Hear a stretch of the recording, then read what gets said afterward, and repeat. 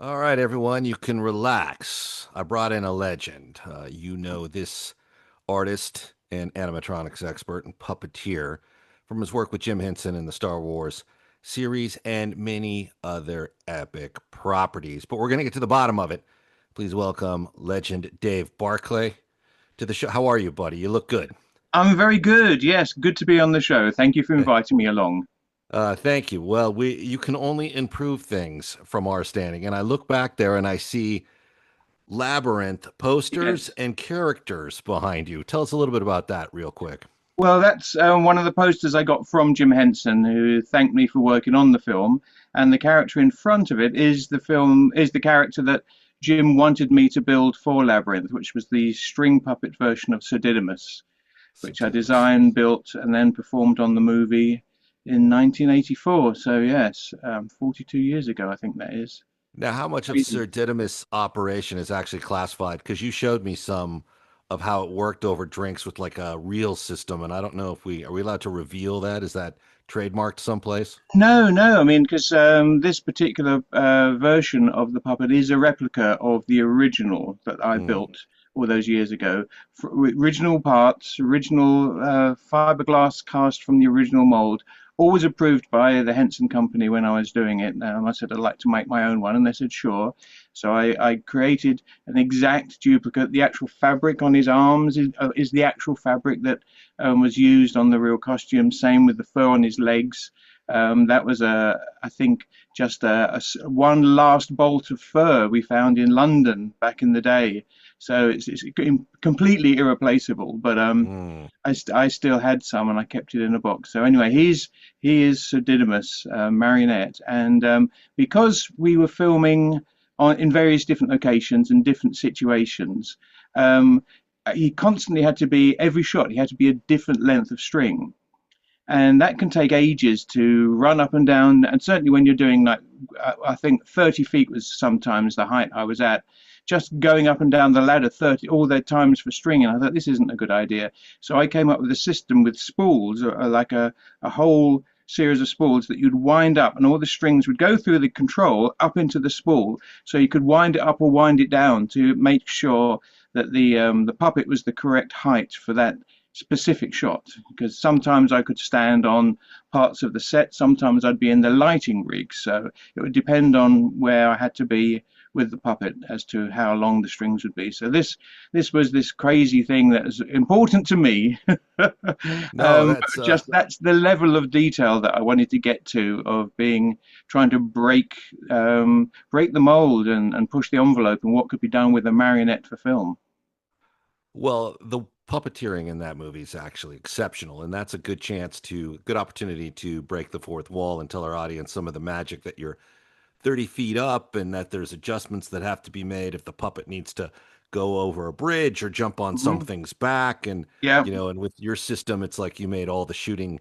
I mean, that alone, that alone makes this like a Smithsonian grade rig that you built because of the trickery involved to make it work. Because we all know on a film set, the schedule and the time is where the money goes. And if you can say, I can bounce from point A to point B to the puppet without a 30-minute, 45-minute, or 2 hour delay, Yeah. then suddenly your importance in the eyes of the producer moves way up. Well, I mean, but that was the thing. It wasn't my first movie, Labyrinth, so I'd done quite a few before, with some projects with Jim Henson as well. yeah, So before we did Labyrinth, so I had an idea of how Jim would want to approach the shooting of it, and there's so much improvisation that happens. So I wanted the marionette version of Didymus to be as flexible as possible, so that he wouldn't hold up production and that we could deliver what was needed. So. right. I should point out that Dave is the author of a book, My Life with Animatronics. It is fantastic. I'm going to read a couple of sections to the audience here to kind of give them a sense of it. But what's really impressive about this book is the upbringing with a family that encouraged the artistic side of things and all the different tricks and stuff you began applying as a young artist. Mm. Trying to figure, there's just a lot in this book, and I would encourage everyone to get it. But I'm going to read some sections of it, and if it's okay, we'll start the conversation. Well, let me ask you before I read a section of this. Mm.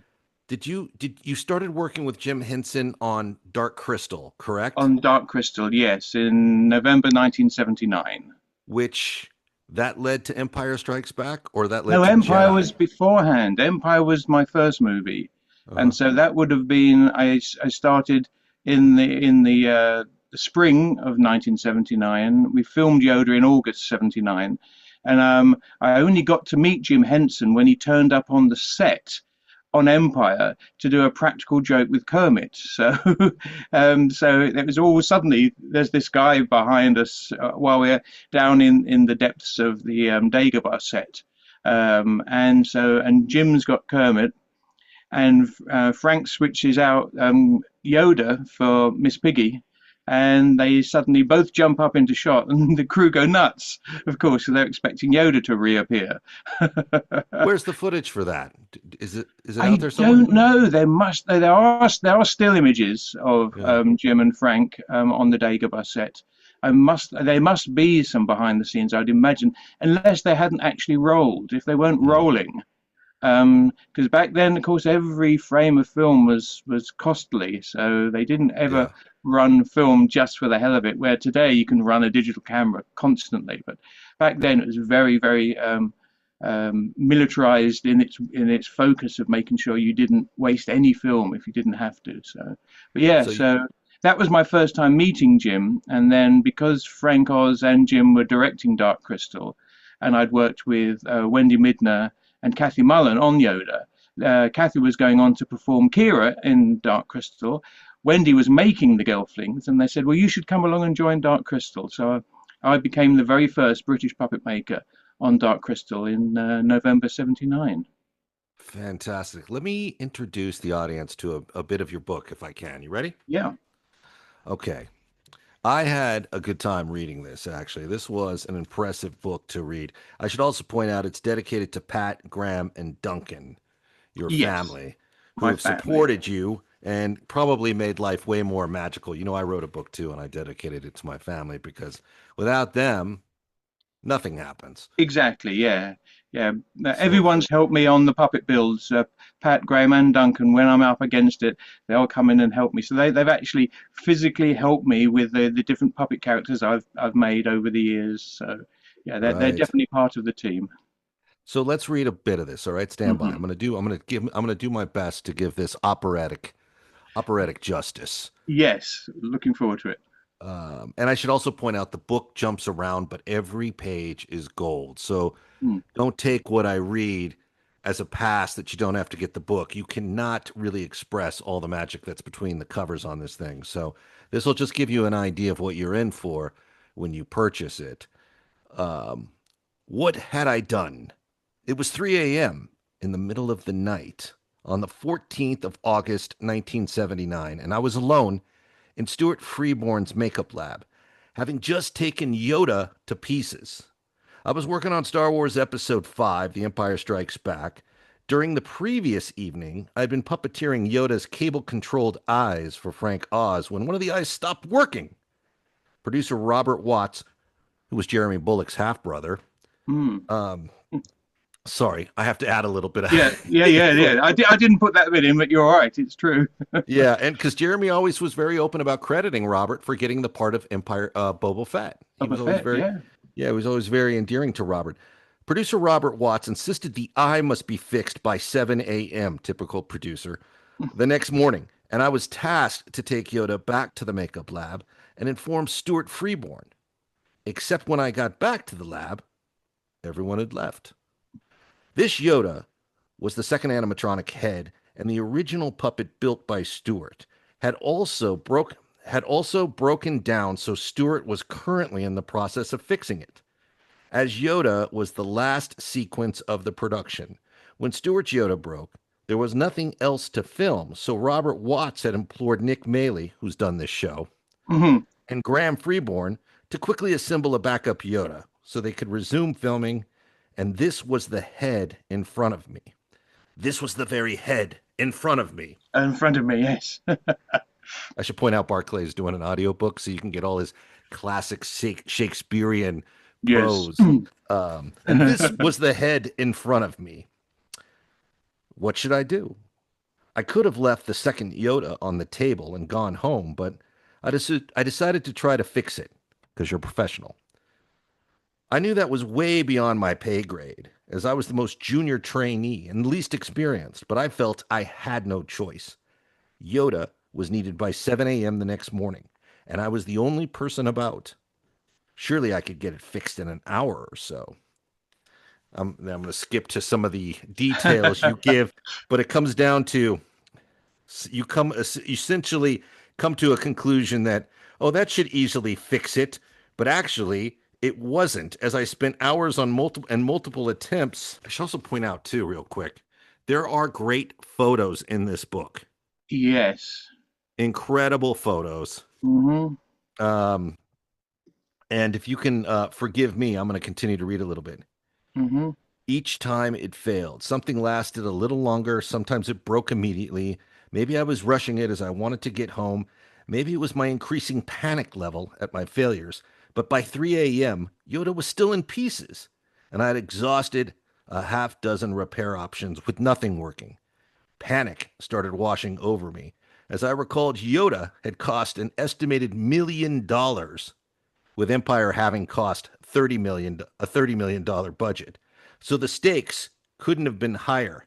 How on earth did I find myself in this predicament with the world's most famous animatronic puppet, sense of doom creeping in on you? It's interesting to think that that was a $30 million movie, which is Yeah. now close to what most A-list stars get. And Yes. the puppet, the animatronic you're working on was a million of that. Yeah. I Yeah. mean, talk about a sense of responsibility. So you're in this I didn't position, know that at the time.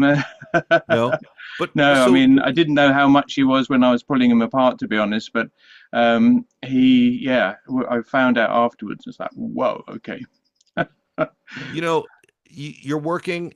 Watt says you need this by 7 Mm. a.m. And why was nobody else there? Had they just gone home and Well, unaware, or no, this was the new Yoda that Nick Maley, Graham Freeborn, Bob Keane, Nick Dudman, and I put Mhm. together over 72 hours because the Stewart's original Yoda that they filmed on for a while broke, and he needed to fix it. But as I say in the book, Robert Watts said that he needed something to film. Originally, it was like maybe just the back of his head so we can film something. But there's no cover. We can't film anything other than Yoda because it's the last thing we have to shoot. So Mhm. we spent literally round the clock, 72 hours to get Yoda complete. And um, but I was going on set with Yoda to puppeteer the eyes as well. And we went quite late. We went much later than the normal wrap time of the crew. So it got to the point where I think everyone was exhausted and they'd worked around the clock. Stuart had gone because he'd been working around the clock, I think, to try and get his Yoda to work. Yeah. So I get back to the lab, which is still open, and everyone's gone. There's nobody there. It's like, oh my god. So you don't like leave it and say I'll tell Robert no one was here. You take it upon yourself to try to solve the problem, be the solution. Yes, Yeah. yeah, yeah, and And was there a I moment when never you thought worked this on. is getting worse? I'm making this worse. Did you have? Well, that's the problem. Is that I got to a certain point, I thought, oh yeah, I can fix this. This is relatively straightforward. And but part of the issue is that what I had to do is I had to fix Yoda's eye mechanisms with what was available. I couldn't go to a store to buy something. I couldn't. I had to try and troubleshoot and trouble Mhm. solve the issue with just what was available around me. So. In the end, that's what I ended up. I gathered everything that I could possibly think might be of use and started going through it and trying to logically work out how I could fix it with what was available. If I'd had perhaps, if it was a situation where it wasn't the middle of the night and I could have popped out to a shop or something or sent somebody, then I may have sort of possibly solved the problem in a different way. But I had to fix it with what was available and that in the end stood me in good stead because I found myself many times on a Mhm. film set where something had broken and you had to fix it there and then, and you have to try and sort of use lateral thinking to get your way around the problem. Yeah, like two sticks and a piece of bubble gum. Yeah. And it's, like Joe Alves on had has done tons of interviews with us on this show. And I remember Right. at one point he was talking about like sometimes you just need the shark to make one move, just Mm-hmm. one move, and then we're done. And Yep. so it all Yep. becomes, can we just get the shark to rise up out of the water? Yeah. And and it's the same sort of thinking, like we only just need this one thing, Yeah. and everything comes down. And that movie in particular, because the stakes with Lucas self-financing it. Yes. Even Yeah. though and Alan Ladd famously said that that deal, the Star Wars deal, is what got him ousted at Fox, even though they made a ton of money on it. But the Yeah. idea, I know that there were some casualties in that production because of overages. Mm-hmm. And so here you are, you're on $1 million, you're on the $1 million Yoda of a Yeah. $30 million movie, and it's And like, we're behind schedule. We are behind schedule. So we're working much longer hours than normally the UK film crew would allow back in the day. They yeah, were very regimented as to when you could start, and you had to have your tea breaks and lunch breaks, and you couldn't go over schedule unless you had everybody agree. So it yeah. really was a tough situation for when you're behind schedule.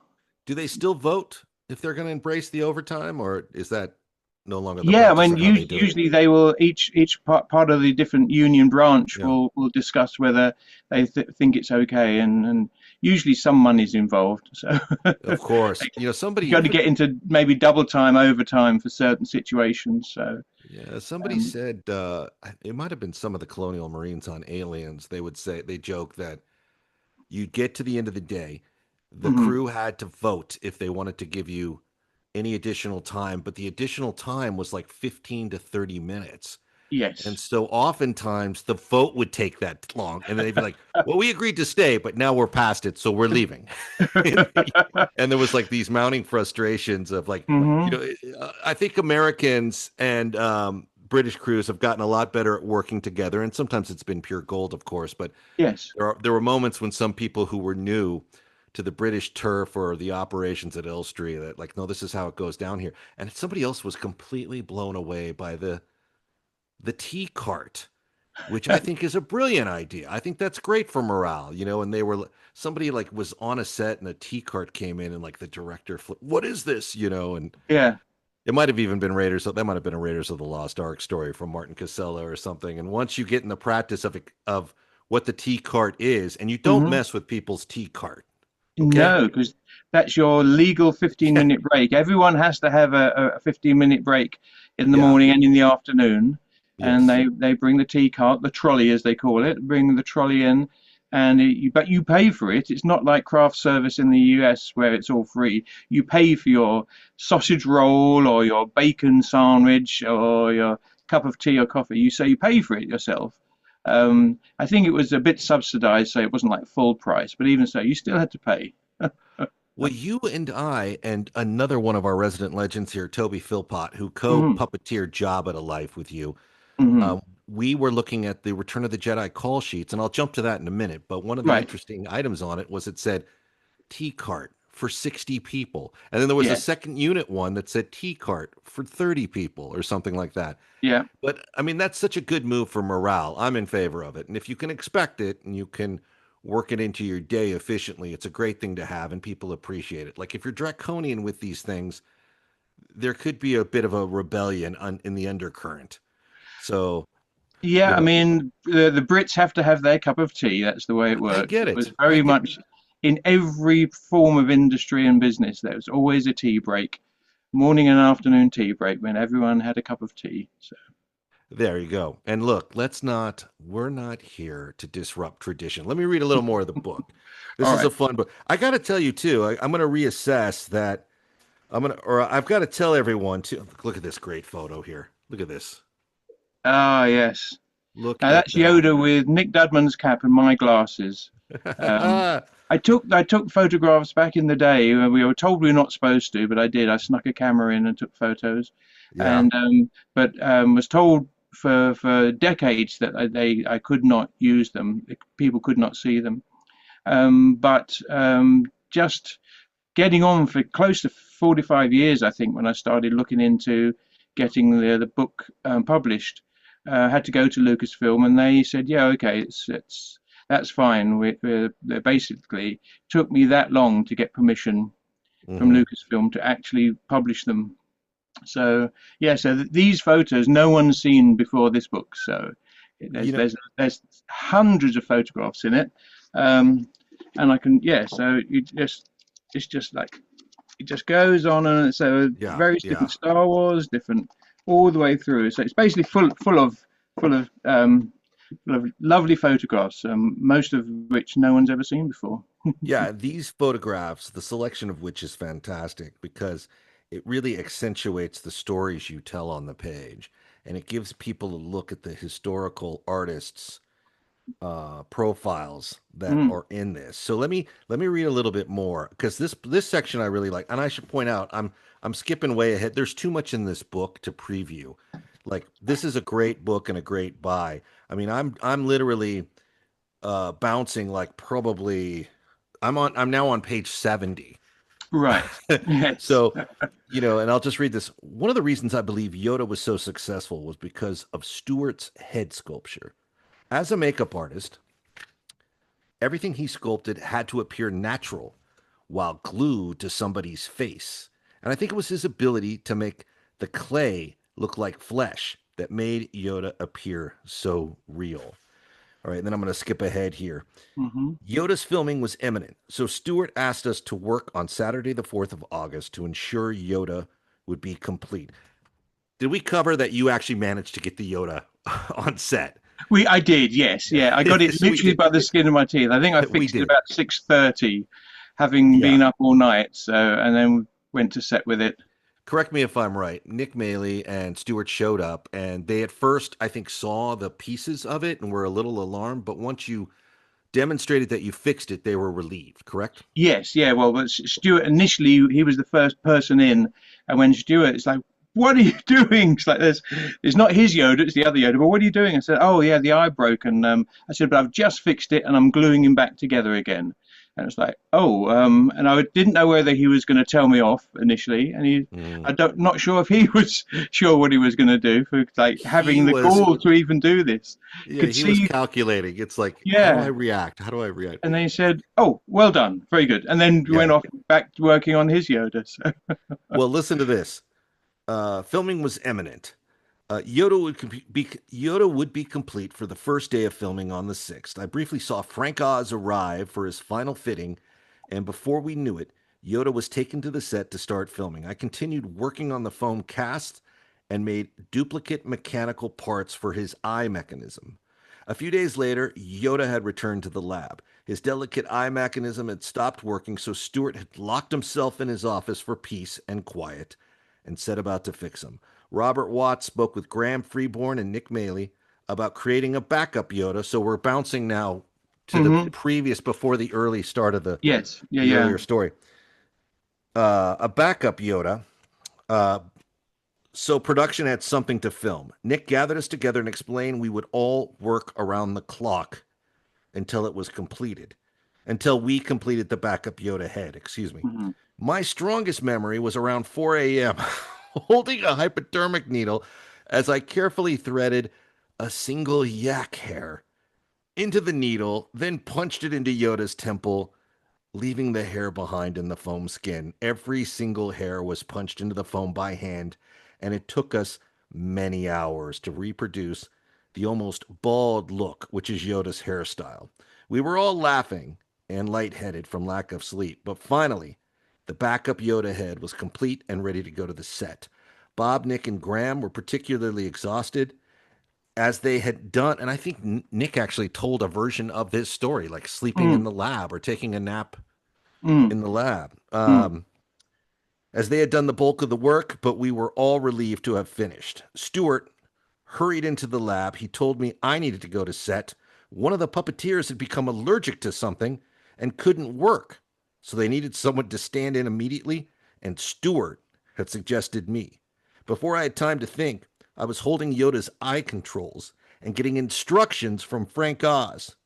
there wasn't time to be nervous. So what's that like? I mean, Frank Oz, he obviously knew who you were, and But obviously just had about, yeah. confidence, I was right? I was just part of the makeup crew. He saw me there. I mean, Yeah. we hadn't we it basically just said good morning, and that was it. That's the level of conversation that we'd had when I'd seen him, because he was to see Stuart and check out Yoda. But yeah, so he kind of knew who I was, and probably Wendy Midner, who became Wendy Froud.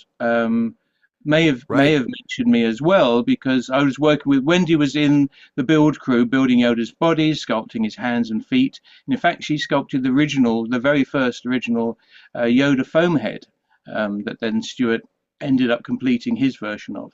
Because they did a few prototypes before the final Yoda was done.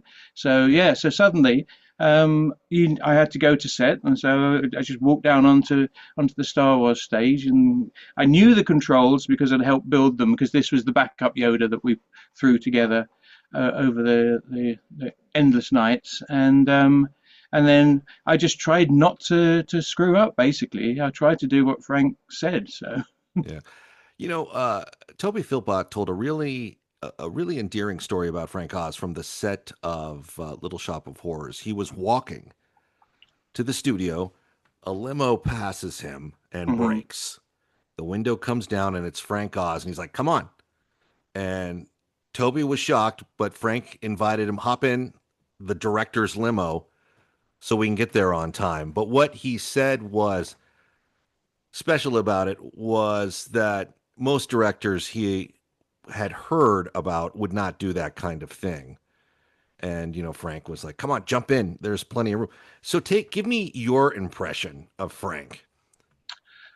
Well, I mean, from that time, I got to work with Frank for close on 10 full years before the film industry left the UK effectively. But he was very powerful actor. He had a great sense. He's got a great sense of humour. I find him very funny. I think it's quite a British sense of humour, from what I'm told. But yes, he can be quite. He uses lots of puns, and he's just very funny. I mean, that's why all his Muppet characters are so good, because he personally is just so funny and entertaining, but very, very professional. Real perfectionist, wants to get everything absolutely perfect, and so that was why I think he was perfect for Yoda, because it needed someone to invent a whole new way of performing. No one had ever quite done a puppet like Yoda before. It was really the very first, and there was no YouTubes. There was nothing that you could use. Even any Yeah. kind of puppets that had been before weren't anything remotely like Yoda. So he invented this whole new art, and brought us along. And he was just so supportive to me as a 19-year-old kid. Um, we both were second generation puppeteers at the time. Well, we both are second generation puppeteers. So his mum and dad were puppeteers, my mum and dad were puppeteers, and so we had a sort of a connection there.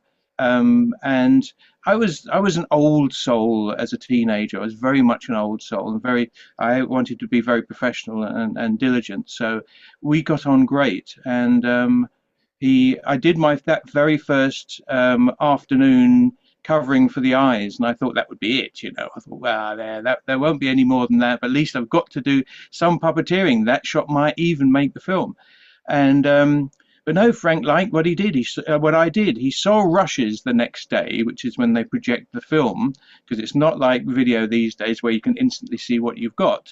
You have to Yeah. process the film and then project it in a cinema to see if what you've recorded the previous day is any good.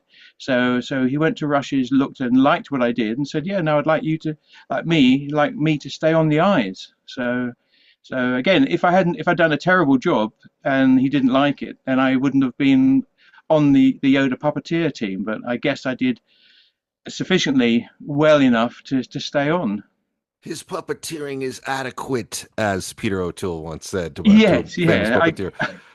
Um, But Frank again so supportive. In the end, yeah. he offered he had to because we ran over, the whole production ran over. We were well behind, 2 weeks behind on Yoda, and Frank had to go and do another job. Might have been Sesame Street or something like that.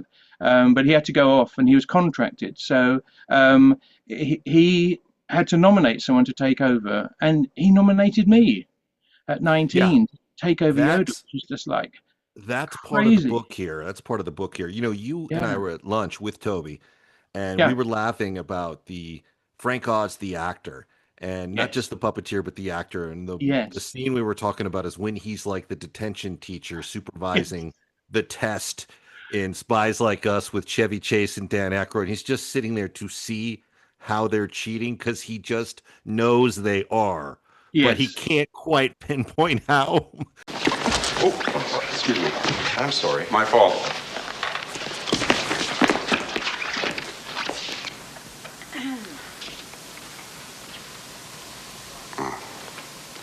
I'm sorry I'm late. I had to attend the reading of a will. I had to stay to the very end. When I found out, I received nothing. Broke my arm.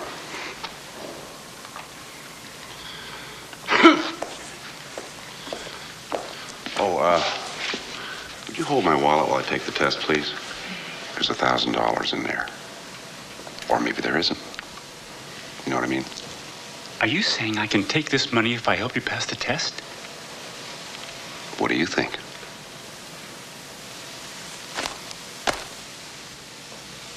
Thank you. So where do I, Sit down!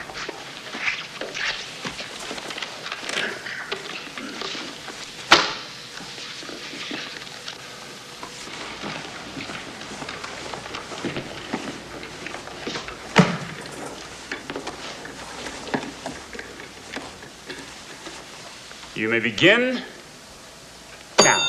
But that was just like the magic of, first of all, the just extreme subtlety that he offered up as an actor to not chew the scenery and just be this like character, just absorb Yes. this detention kind of role model. It was really Hmm. funny. But you know, and I know, but I don't know most Americans remember he was part of Saturday Night Live in its inaugural season.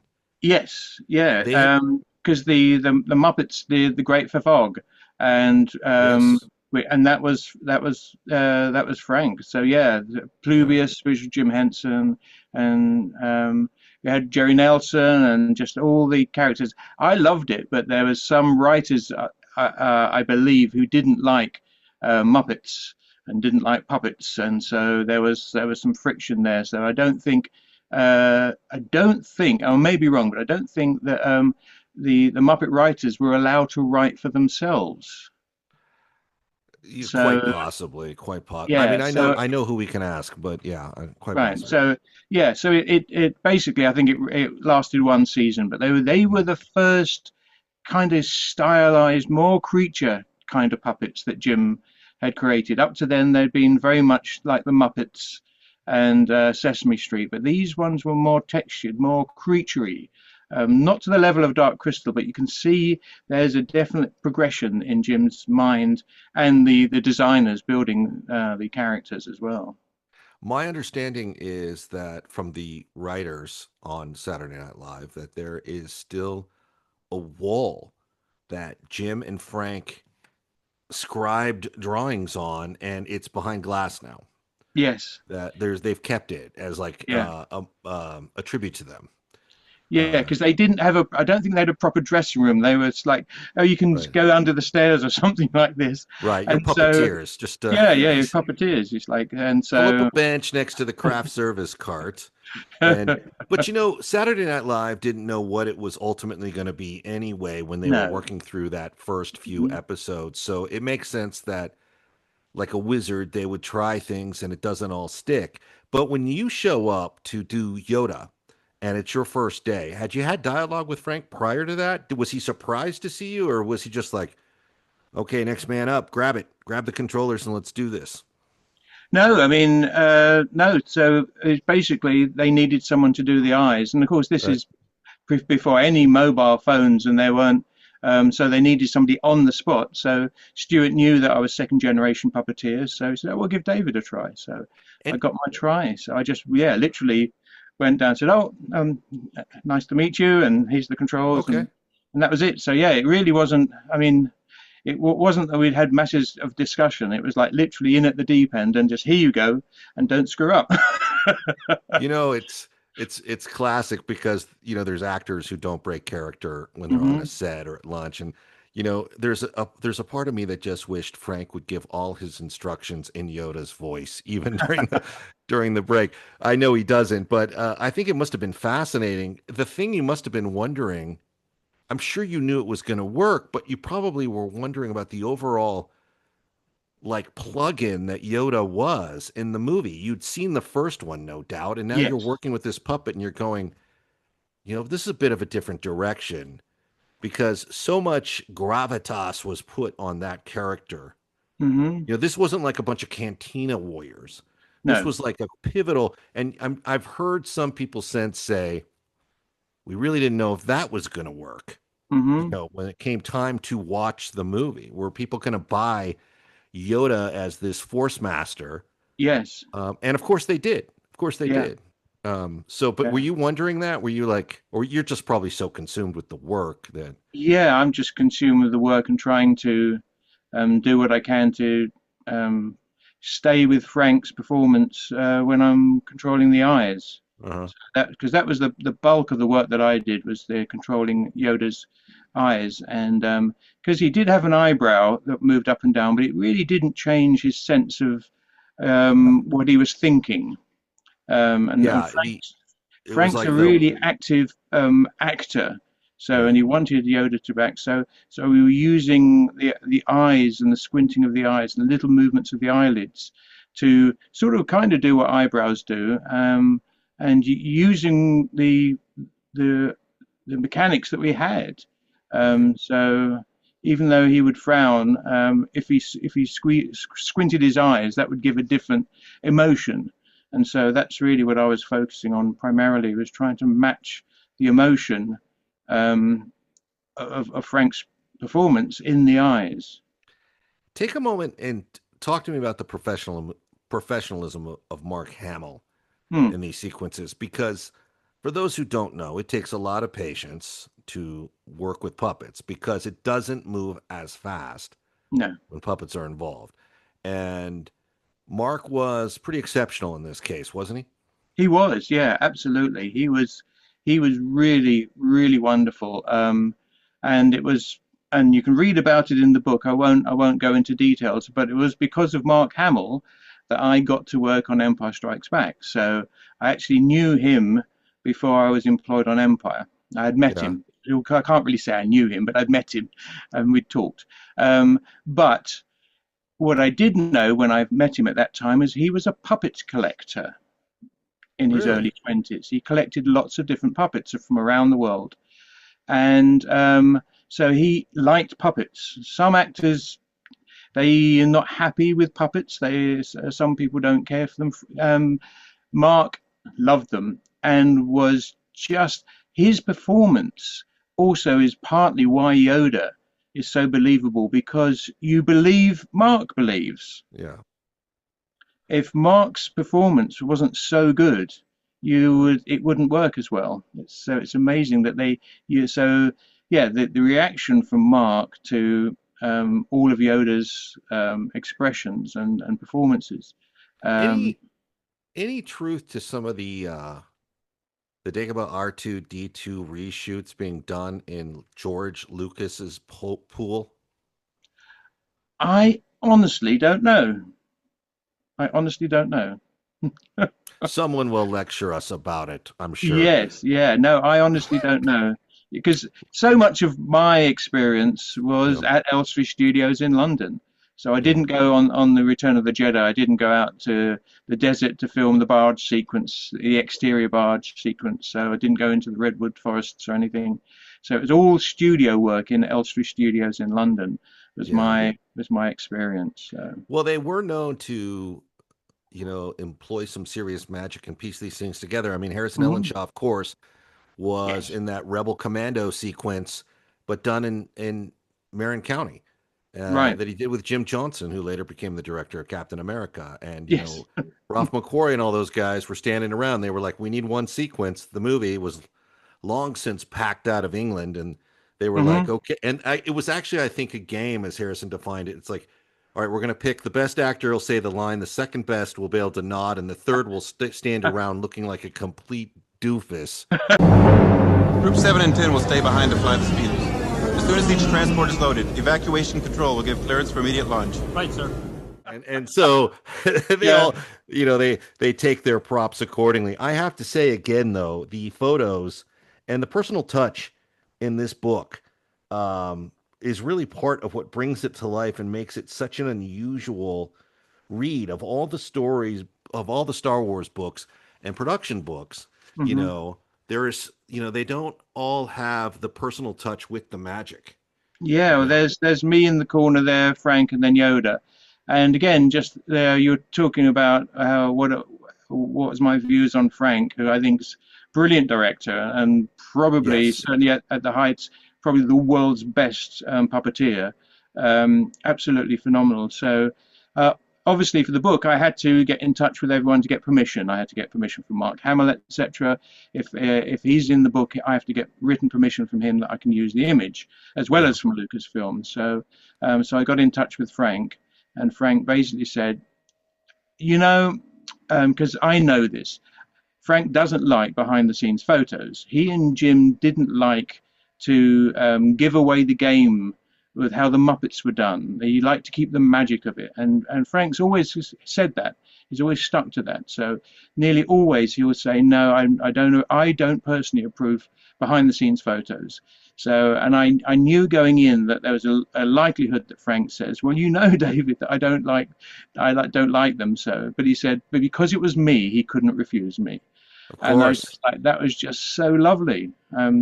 Such a lovely, lovely thing. And again, just continues to be supportive and also incredibly funny. I mean, we had great email conversations.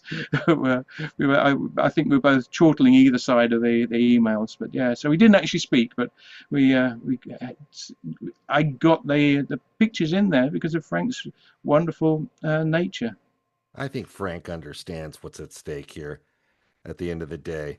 And, this is a great part of his legacy as well, Let me read a little bit more if I can, if you're okay with it. Yoda looked amazing, but it was the team effort of Irving Kershner, who I met. I loved him, actually. Yes. Very fun guy to talk to. Let me reread this because I'm getting excited about the book and I'm kind of blowing the context. Loda did look amazing. My wife is named Loda. Yeah. Yoda looked amazing. But it was a team effort, as Irving Kershner was an inspired director. Peter Shasinski, the director of photography, was astonishing. The whole camera team were superb, and Mark being brilliant as Yoda's foil. He really was, I think. He really was, yeah. I'm going to skip ahead. After a few days, we moved from Star Wars Stage 6, which housed the Dagobah exterior set, to Stage 9, Yoda's hut interior. The first days of Yoda filming had been in his hut, which hadn't involved me. But as Yoda's performance was now in full stride, Kershner decided to reshoot some of those sequences. If you look closely, you can see the difference between the two Yoda heads. Stewart's has Yoda saying, "You will be. You will be." He can't help but do the voice when it comes. You can't help but try it. Yeah. And Nick's much anger in him, like his father. Yeah. Each head had its strengths and provided much needed variation. But once we started filming with Nick's backup Yoda, we did not go back to Stewart's. Frank had warned everyone that filming with puppets was slower. We'd hinted on that, you and I. Mm-hmm. Mm-hmm. Then filming with actors. Due to the setup needed for each shot and the co-coordination required between four performers. That's true, right? You guys all have to kind of get on the same page. Yeah. It took four puppeteers to bring Yoda to life. Yeah. So let me jump ahead here. So production decided to add one extra day of filming on Saturday, the 18th of August, which would be Frank's last day. But even then, there was still a lot of Yoda still left to film. I thought we would reconvene after Frank's job, but the Dagobah set on stage 6 had been pulled down. Had to So be that pulled was down. Yeah. so that was not an option. It was decided they would find a replacement for Frank to cover the final fortnight of filming, and I thought it would be one of Frank's Muppet friends like Dave Dave Goles, Goals, Dave yeah. Goles, or Steve Whitmire. Mm-hmm. But in the end, Frank chose, and it's in bold caps, me, suckers. Yeah. I was flabbergasted because you're a modest gentleman.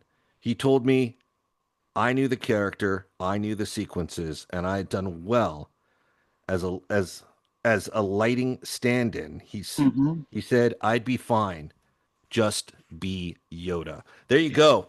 The master. That was his advice. Just be Yoda. Yeah, just be Yoda. And Yeah. and you certainly were. That's interesting what you were saying about the two heads and pointing out the differences. I don't know that a lot of people can identify that. No, it's interesting. If you just get each one of those clips and look at them, you can see more of Yoda's teeth with Stuart's head. There are teeth in Nick's head. Yes, yeah. There are the same teeth, but they're not. They're slightly set lower, so you don't see them quite as much. So it's interesting. So if you see the teeth with Yoda, you know that's a Stuart head, and most likely, if you don't see the lower teeth, that's a Nick head. So there's a shortcut which isn't in the book. We know you bounce from your incredible work on Empire to Dark Crystal. From Dark Crystal, you land Return of the Jedi, which I think you initially passed on because of the workload, or how did that shake out? Originally, yeah, I was working at Jim Henson's Creature Shop in Hampstead in London. Got a call from Stuart. Would I supervise the the construction of Jabba the Hutt?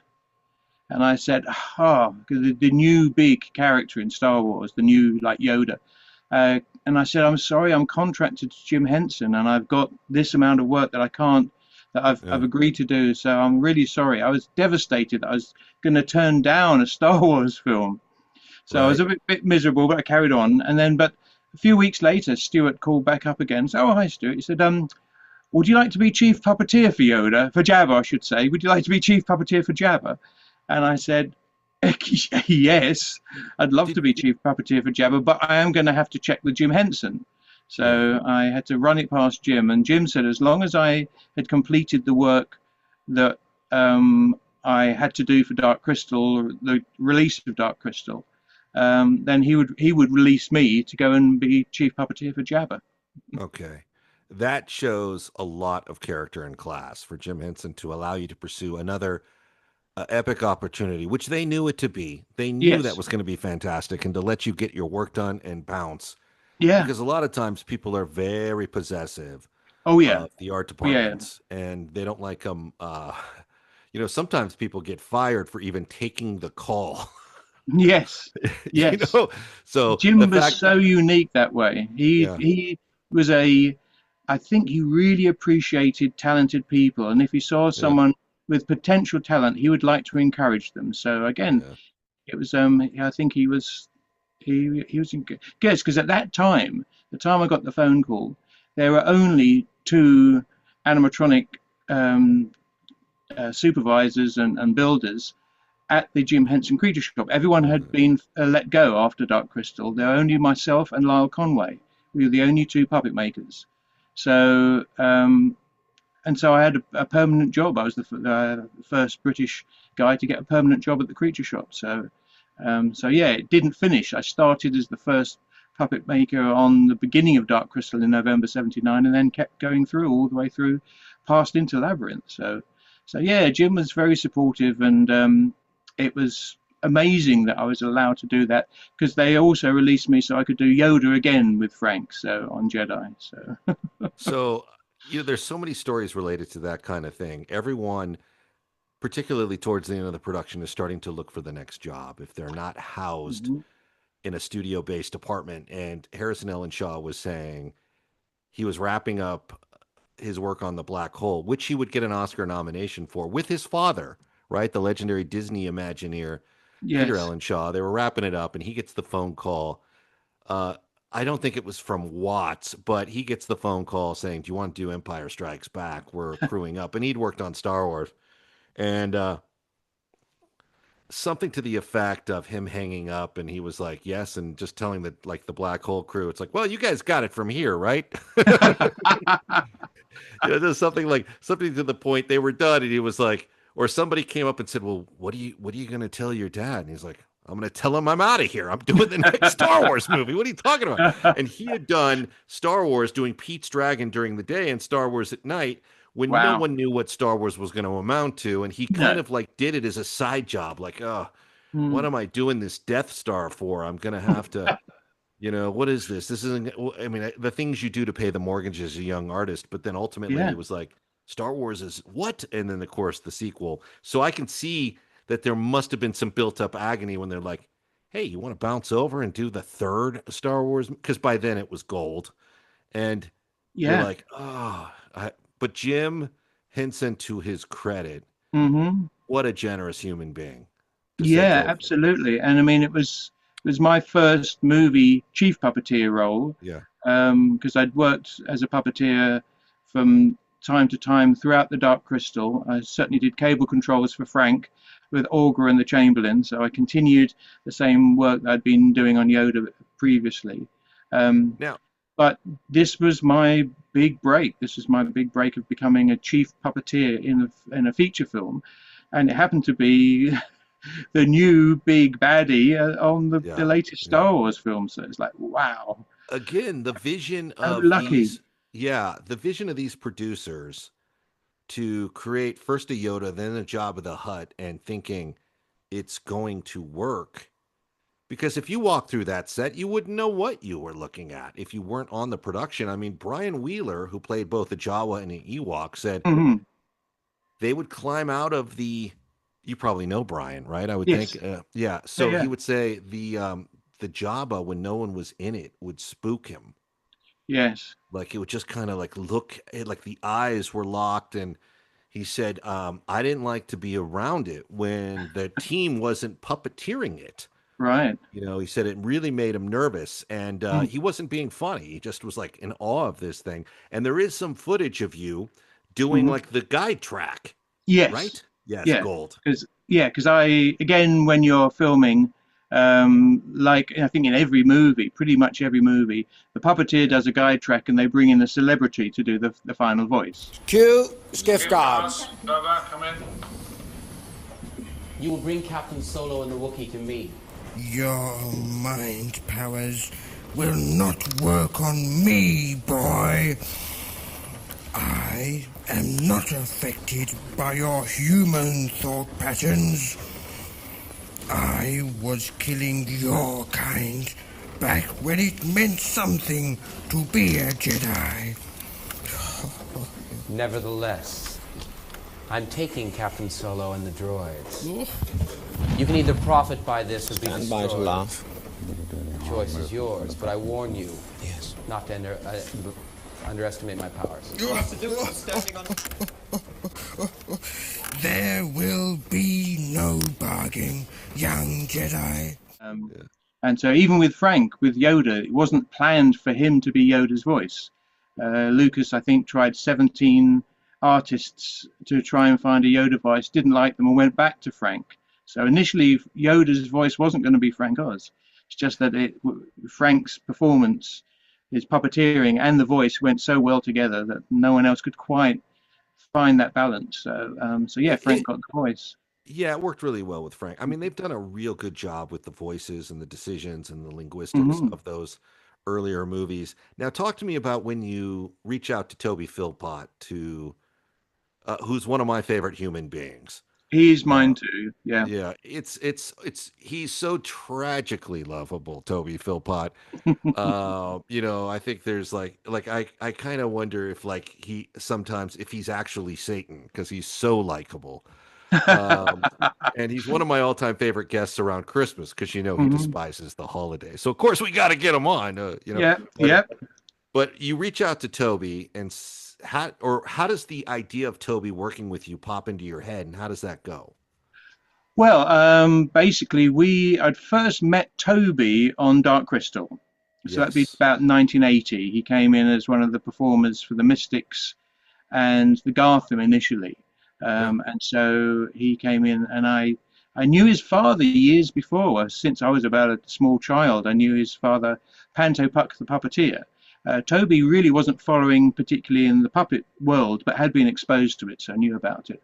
He was more of a physical performer, which is what was needed for the Mystics and for the Gartham. But being a puppeteer, experienced puppeteer as well, he had the physical body stuff as well as being able to move the head around for the Mystics. Yeah.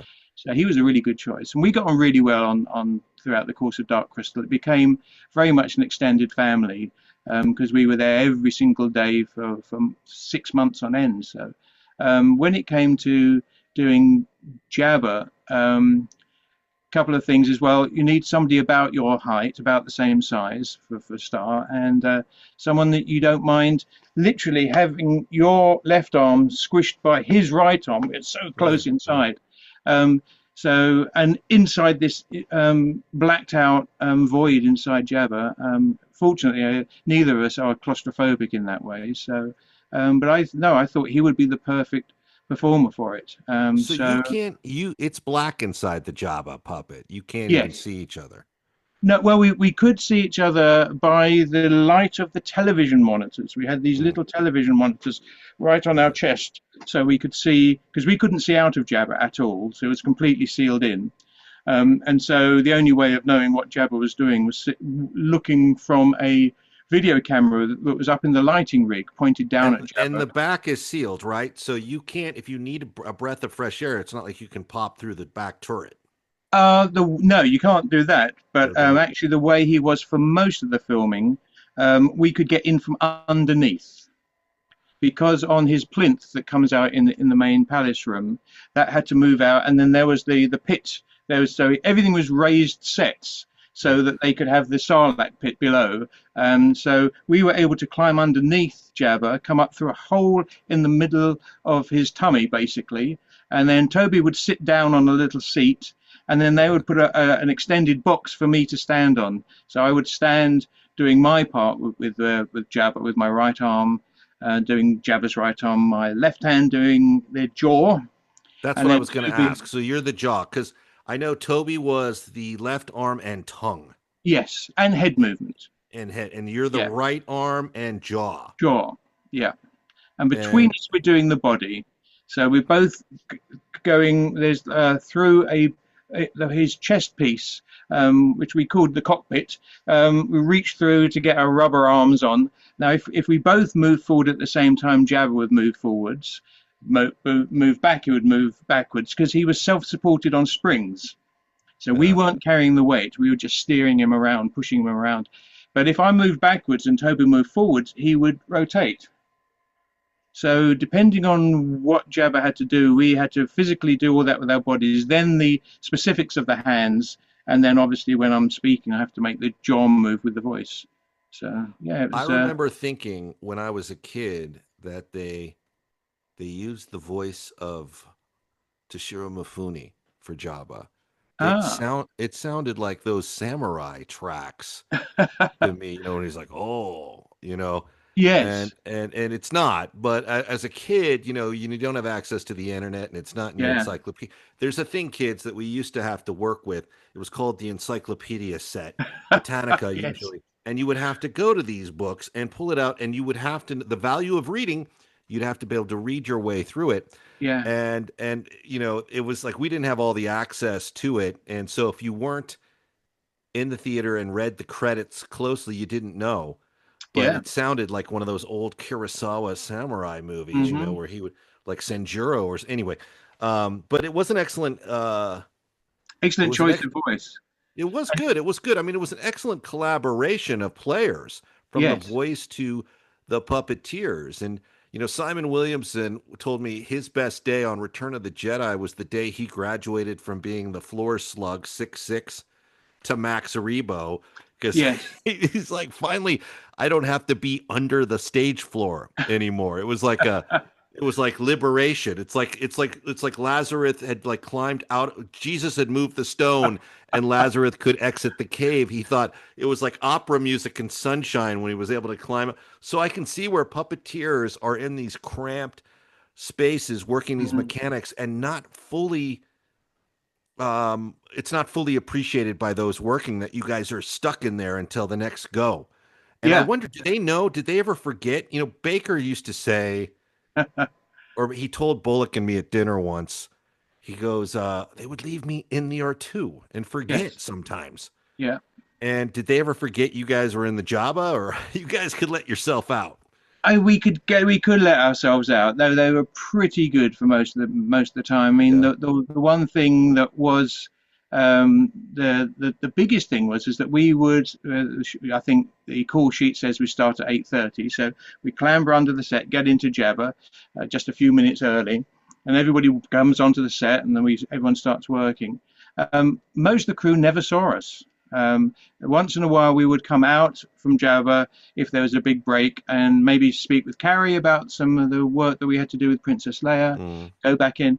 But I remember it was quite close to the end of production when it was like we weren't doing a great deal. Jabba wasn't on shot, and I think we were done.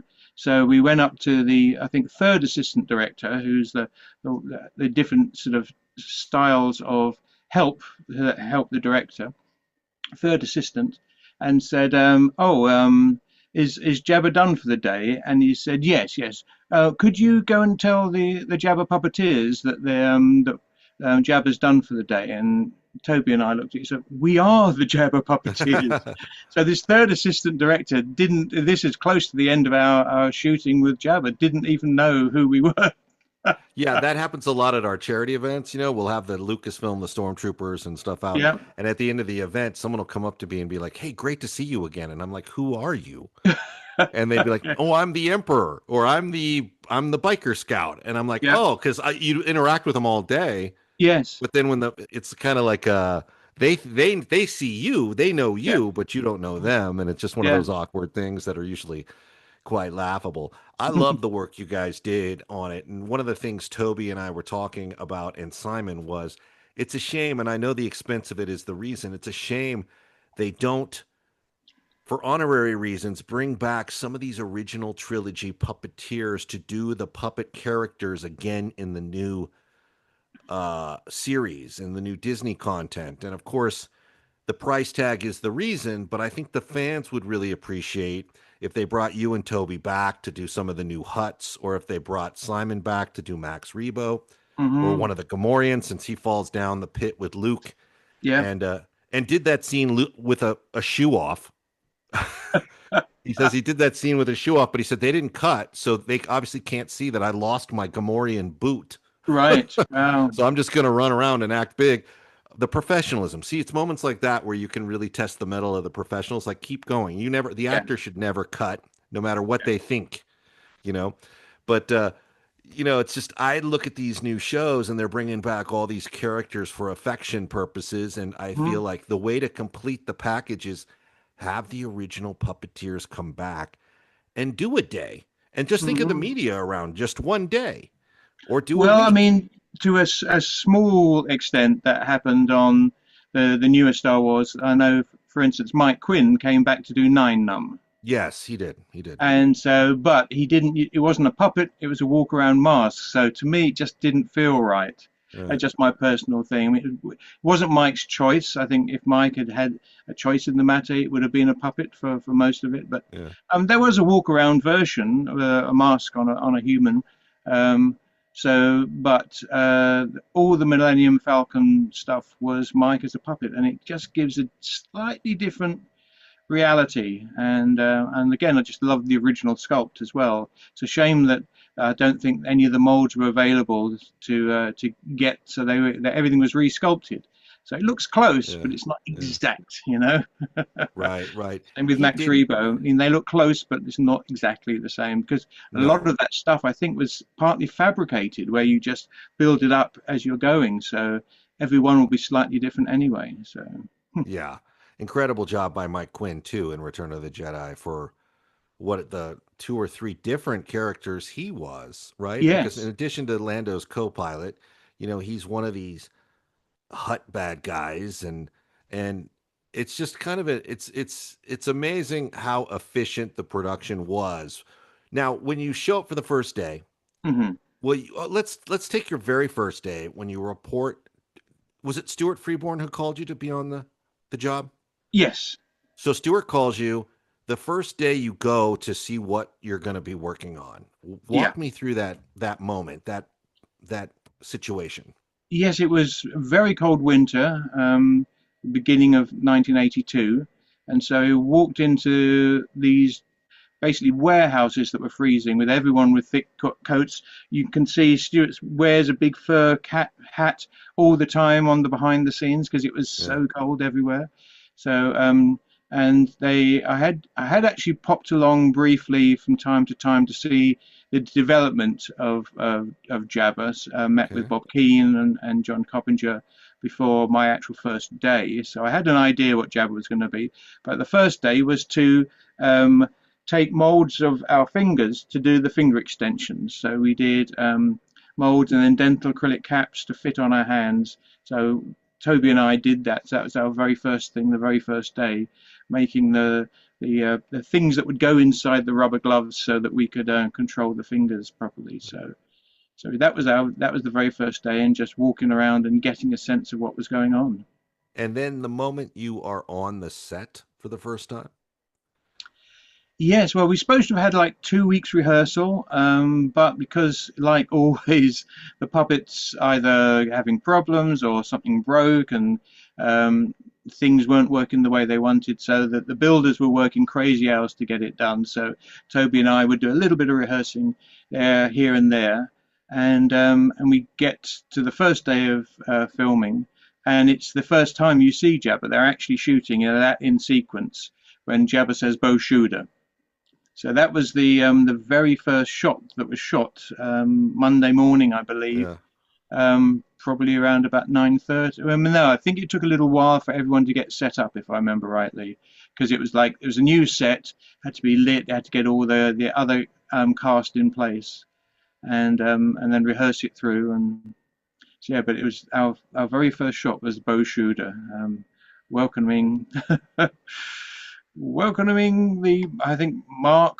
So yeah, Bo Shooter. Yeah. What was it? Simon and who was the guy, that fantastic guy, bounced over from Dark Crystal to also do a Gamorrean with you guys? I'm gonna kick myself. Hugh Spite. Yes, Hugh Spite. Hugh Spite. And I should say those three guys destroyed the wine cellar at Universal Studios one night when they came to see us at our offices. But we do like a drink, us Brits. yes, that we know, and we're gonna have to keep that tradition alive. But he was saying, like, that he said it was Hugh, but knowing Simon couldn't probably help himself. He had to chew the scenery and give like an extra like bash to like the Muppet snake thing coming. Like just had to like they couldn't help themselves, but just like kind of take it up to 11 when they were performing. But it sounds like for the most part, it's a job that is a dream come true. That everyone seemed to really have a good time and do it and have a lot of fun. And then you actually later get a chance to see the whole thing come together. So you're sitting there in the theater, the opening music hits, the crawl hits, and boom, this thing starts. What are you thinking, Dave?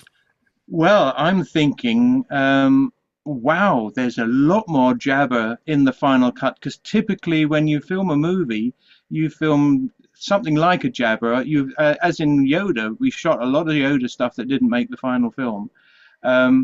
So I thought, well, they almost used everything that we filmed. And so I thought, well, Jabba's clearly seen as successful as a character, because otherwise they would have cut round him and you wouldn't see too much. But no, they're holding on him, and I'm noticing, because we didn't shoot everything in order, but we were kind of that way. I'm noticing that some of the early days of our puppeteering were okay, but then I'm noticing a bit where we're really on top of it. It's like Jabba's really fully there. And so I could see throughout, I could piece different things together thinking, oh no, this is really good, because we didn't get to see what we were shooting when we were inside Jabba. So I got to see some rushes of Jabba so that I could have a sense that it's all silent, just to see how the coordination was looking, and that was good. It was great. I was very lucky that they allowed me to do that. But that was something that Jim Henson set up for all the puppeteers, and Frank Oz too. So yeah, I was able to be able to see whether our performance was holding together. But some shots weren't great, some shots were terrible, and some shots were fine. And it's like it's all going to come down to the edit. So I was very pleased with what they chose in the edit, and I couldn't believe we were on screen for so long. That was my biggest thing. You know, I'm going to tell you, the artistry and talent it takes to bring something like that to life should not be overlooked. It's not simple. To actually make the something like Jabba come across as real, or Yoda, you know, it's quite amazing when you think about it. And it's amazing that they knew to bank on two primary characters in that sense. I know, yeah. I mean, and both supervised by Stuart Freeborn. Yeah. Stuart sculpted Yoda. John Coppinger sculpted Jabba. Amazing job on Jabba. You actually ever could see him for real. It's just like, wow, just astonishing. And that's a brilliant, brilliant artist. Wonderful guy. And so, yeah, we're still in good contact, John and I and Toby. And we sometimes do mini Jabba reunions, which is great. So, but he was just he had his own presence on stage as well. And by him being all self-supporting, when we left, he would just still sit there with nobody inside him, just as Brian was saying. And there was an eerie silence about him. So, but yeah, I think John Coppinger would say that he would come in to check to make sure that the radio control eyes were working before everyone came in case there was a hiccup and they needed time to fix it. He said every time he turned it on and the eyes went, it made him jump. He said he knows he made the bloody thing, and yet still it had that amount of presence that it would even make the guys that built it have a reaction, you know. Incredible. Just from top to bottom, incredible. I mean, this shows you what can happen when the right people are stitched into the right job. Now, there's a lot of Jedi to talk about. There's even more Empire to talk about. And this is why I knew going into this we were going to have to do a series of conversations, because it's just too good to be disrespected in some jumbled attempt to can it all in one episode here of Combat Radio. But I will ask for the audience for part two, just a little bit of a preview, since I'd like to bring you back and talk about Labyrinth. What was the immediate job after Jedi, and what ultimately happened between Jedi and Labyrinth, and then when you got to Labyrinth? Interesting. Yeah, so because I was released from working for the Jim Henson Creature Shop, I even when I wasn't filming Jabba Days, I would go back to the Creature Shop, and then sometimes go back to Elstree to do the Yoda sequence, then back to Creature Shop. So I basically didn't have a day off. I went straight back to that, and there was the initial development going on for Jim's next movie, which was Labyrinth. And so they, I think Wendy had made a maquette version of Sir Didymus that Brian Froud had designed. And Jim asked me, would I build him a marionette version for Labyrinth, because he liked what I did. I did some marionetting on Dark Crystal, and he noted how my marionetting was because I was doing my very best to blend in with the Muppet and hand puppet style and not just operate it like a marionette. So he was impressed with the fact that I was able to get the marionettes to look less marionette-y, and because he didn't really care for string puppets, he never really did, so he only used them when he had to. But he liked the way I approached it, and some of the my problem solvings that I'd used on various different things. So I got over a year to develop the Sir Didymus marionette, and he even flew me out to meet with the then probably the world's greatest marionettist, a German guy called Albrecht Rosa, who was very private, wouldn't speak to anyone, but Jim had just done a documentary about Albrecht, and so Jim had me flown out to meet him, and in Stuttgart in Germany, and spent a long weekend, and getting to know him and getting his advice, and was able to bring some of that back into the Didymus marionette. So it was amazing. And at the same time, I was also doing Sprocket the dog for Fraggle Rock for the European versions for Jim. So I was very busy just before Labyrinth started. Yeah, the legendary Fraggle Rock. Do you have any David Bowie stories for us? Yes. Well, he was a sweetheart.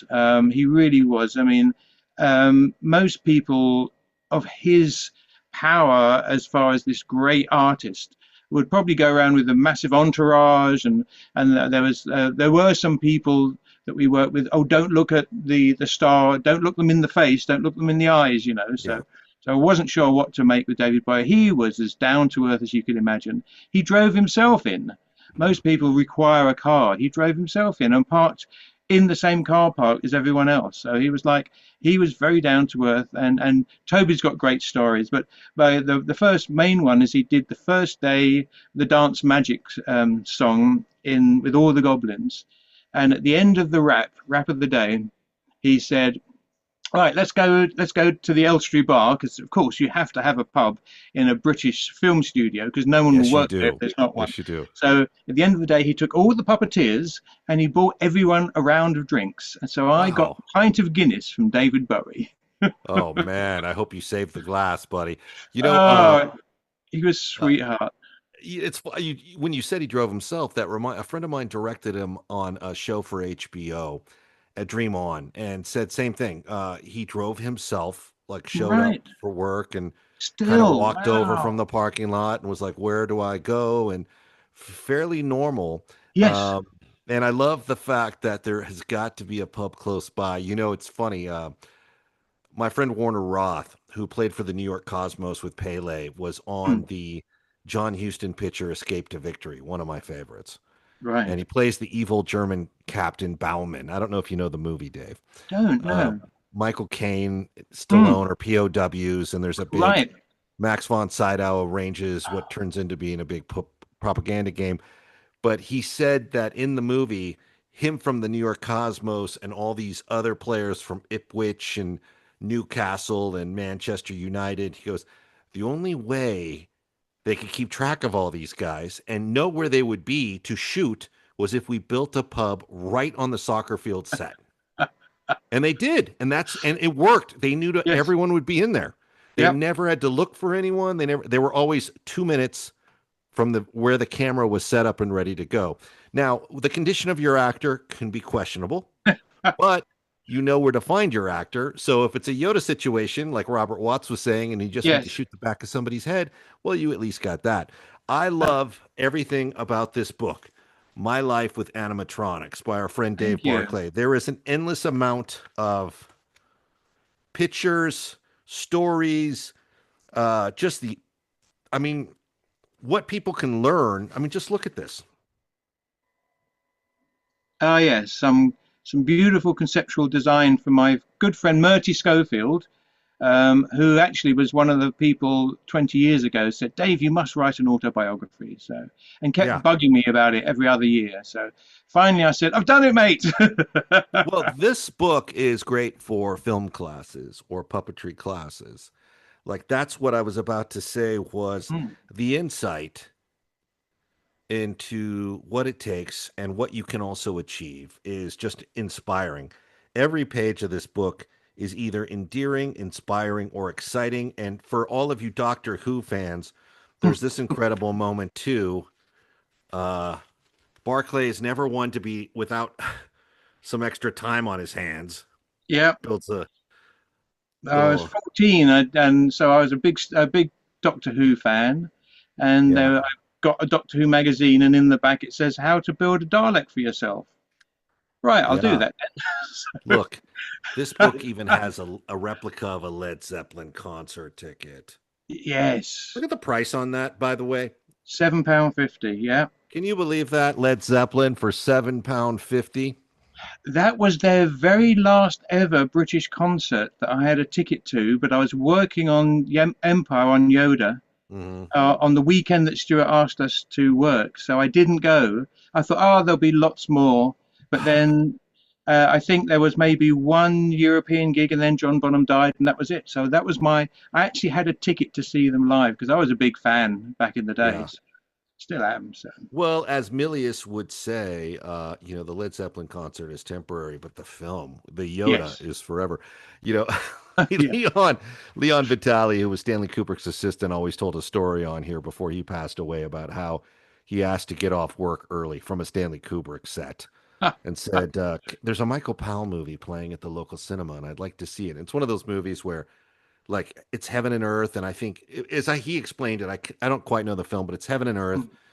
The earth is like black and white and heaven is in color or something. And he's like, okay. He goes up to Stanley. He's like, well, what time are we wrapping up? And he's like, Leon, we wrap when we're done, and he's like, well, there's a Michael Powell movie coming. And the thing about Leon is he would do these Stanley Kubrick impersonations that were super funny to him because of his close relationship over decades, but not so funny to everyone else. But in this particular case, he would go, like, Kubrick looked at him like, you want to leave to see another director's work? And so he kind of like did this thing where he's like, oh, really? You like that kind of thing, do you, Leon? You like that? Well, go ahead and go. And it's just one of those things of like the uncomfortable moment of like whether it's a Led Zeppelin concert and you're doing Yoda or something, where you're like, how do I bring this up? Yes, yeah. How do I bring this up to a master I'm working with? In your case, it was Frank Oz. And I have to say, too, Irving Kershner was a very, very generous guy to know. He was a brilliant director as well. I mean, and that's the thing, both Frank and Irving didn't look at, because Frank has said in the past, I don't like puppets. Right. And people, what? He's like the brilliant Muppeteer said, no, I don't like what people describe as puppets. I like characters. I like sort of animatronics and puppets that are based on a proper character. So everything was character based. Everything had to be, what would Yoda's character do in this situation, and how are we going to make it look right on screen? So, and they were both absolutely locked together to make sure it was the best it could be. Now, on that note, do you have a favorite character that you've played? And do you have a favorite character that you witnessed coming to life on one of the projects you were on? Wow, favorite character. Well, you see, it's like, what's your favorite child? Because they're all. By the way, who is your favorite child, Dave? They both are. They both are my favorite sons. Yeah, no. You walked into it, bro. You walked into that one. Yeah, but it's like really hard because everyone is so unique. I mean, Yoda was amazing. Frank originated the performance of that, so I was doing my best to emulate him. Jabba was my first sort of solo chief puppeteer job, where it's basically I'm trying to keep the team working together as a single character so that the character is consistent. But so much fun with Sprocket the dog in those days as well. He was just so nice. And he was great because he had no words. So everything had to be done with puppet pantomime. So you could read what he was thinking without him ever saying a word. And that's like pure puppetry technique that I loved. So I like the side of that. And I think my puppetry is more that way. I like to try and allow the audience to see the characters thinking, because that's what Frank does so well, and that's what I've tried to do. So favorite character, well, most recently, so the very first one would be Yoda, of course, and then most recently would be Wile E. Coyote. Oh, right, because I didn't know we were allowed to say anything about that. Yes, it's officially out. Wile E. Coyote is coming out. It's called Acme versus Coyote versus Acme. Yes, Coyote versus Acme, and it's about Wile E. Coyote, who's suing the Acme Corporation for all the failed products that he's bought over the years. And of course, it's a ruse to get to Roadrunner, and it's a live action animation hybrid like Roger Rabbit. Yeah. And I built a full-sized Wile E. Coyote puppet that I performed. Well, no, actually myself and Duncan built the puppet, and I performed it every day on set for all the actors, because Wile E. doesn't speak. So how on earth can they react to a cartoon character who's not there yet?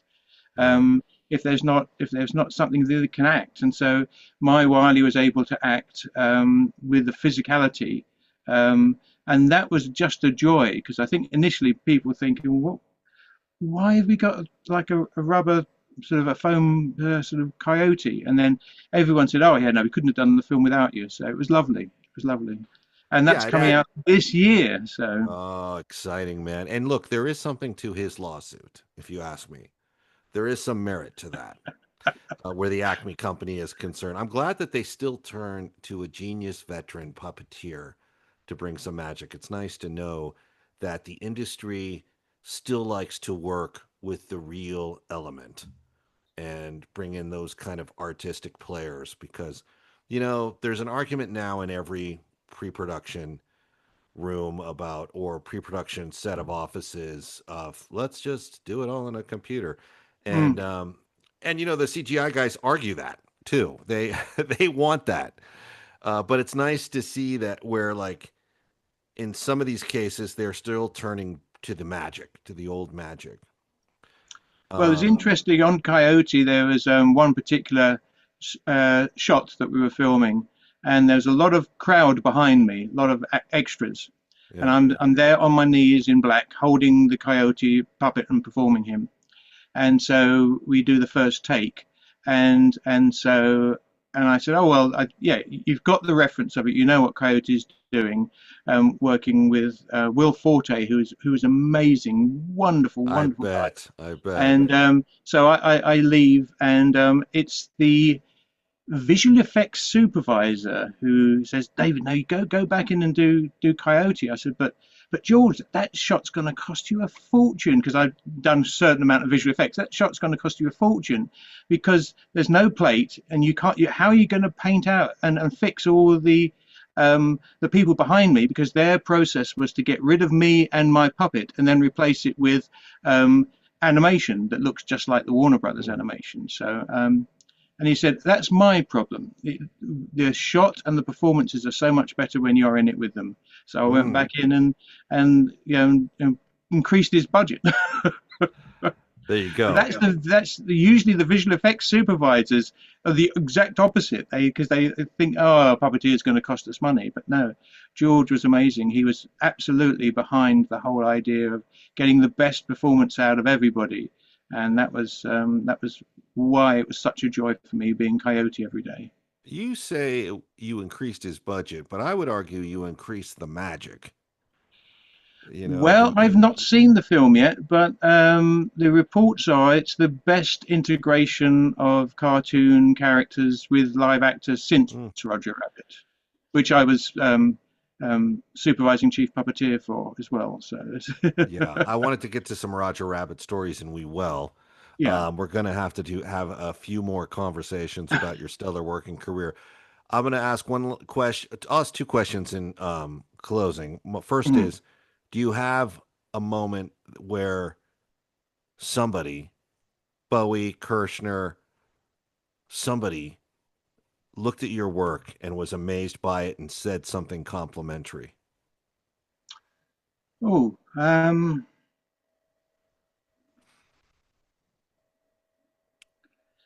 most people have been generally complimentary. I'm just trying to think if there's anything. I mean, all the crew on Coyote, every one of them came up to me and said how amazed they were.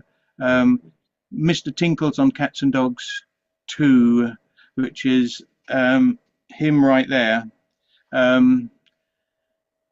People thought he was computer animated when he was completely servo-driven motor animatronic, all puppeteered real time. So yeah, so I've had some very nice compliments. Yeah. Sometimes Jim Henson actually came up to me and said, I wanted to congratulate you on Roger Rabbit. I hear you guys have done a fantastic job and well done. And I was working on, I had come back to Henson to do The Storyteller for Jim, which he was directing. Yeah. So, but Roger Rabbit has nothing to do with Jim Henson. And the fact he came up and congratulated me on a film that wasn't even his just showed you again how much he seemed to appreciate everyone around him. And I was blown away by that. Blown away by that. So, yeah. Exceptional. Did you go to Hinson's funeral? I did in the London one, yes. There was a memorial for Jim that most of the British puppeteers were invited to that had worked for Jim over the years. And each one of us had a Muppet, and I had Sprocket. Way to go out on top, buddy. Yeah. Yeah, nice work, nice work. So the book is called My Life with Animatronics, Movies, Puppets, and Beyond, the autobiography of legend Dave Barclay. We've talked a little bit about it. We've shown you some pictures. It's available at Barnes & Noble, and I think this book brings a lot of magic, and we're going to talk more about some of the other jobs, Roger Rabbit, Labyrinth in detail, and beyond, maybe more Jedi. It's actually, maybe we'll go Fraggle Rock next round, but the book itself brings home all the magic and all the insight you could possibly want on movies like this, and a tremendous amount of wisdom. So for all of you listening, get the book today. Dave makes the convention rounds where he signs them. Yep. Well, one thing for sure, the book is fantastic. The conversations with Dave Barclay are always entertaining. And I hope to get you back soon so we can talk more about the mystique you brought to these epic productions. It's an absolute privilege, Dave. It's been fun to talk to you. Been great having a good chat. Thank you. Good to see you again. Talk to you soon. All right. Cheers, mate. They come out of darkness, sometimes with thunder, sometimes with lightning. Their presence means death. The prison master was afraid of him. The guards were afraid of him. The town was afraid of him. Lucifer is coming for you. Rest easy, Jack Carr said in a low tone. You're in the final 30 seconds of your life. No quarter. No quarter. Kill all masters. Coming soon